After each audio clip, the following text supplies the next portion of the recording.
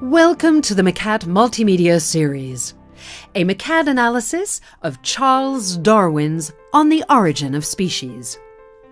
How do we explain how animals have evolved over time? Charles Darwin, the British naturalist and geologist, famously answered this question in his book On the Origin of Species, which proposed the mechanism of evolutionary change within animal species. He called this theory natural selection. Darwin's key argument was that environmental pressures define what species look like, how they behave, and why they survive. Species usually evolve over thousands of years, but occasionally, rapidly changing environments give us cases of evolution sped up to a human timescale. So how about an example of evolution in action? Introducing the peppered moth. Habitat: English birch forests.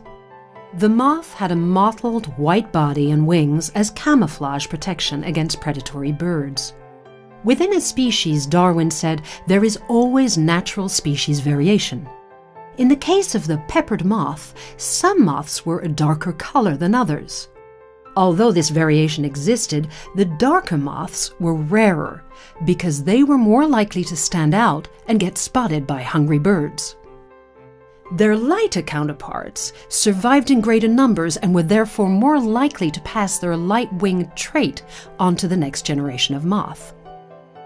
Darwin called this the struggle for existence. In other words, how different characteristics, in this case color variation, provide advantages or disadvantages. Some will win and some will lose. That's the struggle for existence. During the Industrial Revolution, soot from factories burning coal darkened birch tree trunks in areas of forest closest to industrialized towns and cities. Here we see the struggle for existence change. Now, the lighter-colored moths are more likely to be spotted by birds and eaten, and the darker moths are the ones more likely to survive. As a result, the darker moths are able to breed more prolifically than the lighter ones. This sort of environmental change drives species to adapt to their environment and shift one way or another. Over time, it explains how populations have evolved into new species from a common ancestor. For instance, if birch forest around industrialized towns remained covered in soot, we would, over time, see the peppered moth develop two distinct subspecies: a light moth adapted to cleaner areas of forest, and a dark moth adapted to industrialized areas.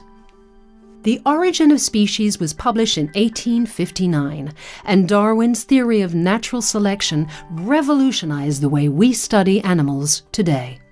A more detailed examination can be found in the Macat analysis.